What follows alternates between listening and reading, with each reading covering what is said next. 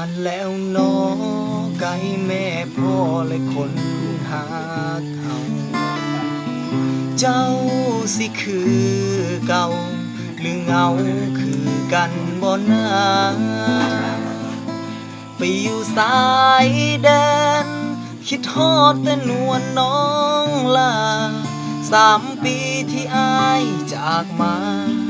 สิ้นพันธะอายจะกลับคืนเป็นแฟนทหารปกป้องถิ่นฐานเขตน้ำแดนดินเรื่องทุกสิ่งรวมทั้งหัวใจฝากไว้กับน้องอดทนเด้อล่ะจบ3 ปีมาหาเนื้อทองรักษาพื้นแผ่นดินทองเพื่อพี่น้องประชาชนลาวน้องอยู่ทางนี้อย่าปันใจให้ภัยเด้อนางอ้ายปกป้องเขตน้ำถิ่นฐานส่วนเจ้านั้นปกป้องหัวใจอย่าให้คนอื่น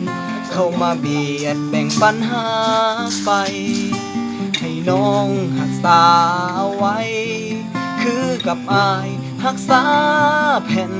ดินบ่ดนดอกน้องให้น้องตั้งใจคอยท่า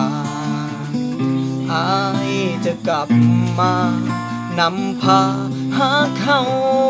กลับคืนชาติมีความสุขฮักเฮาก็คงมันยืนจำไว้เถิดนาควันยืนอดทนไว้แฟนสายทหารชาติมีความสุขฮักเฮาก็คงมันยืน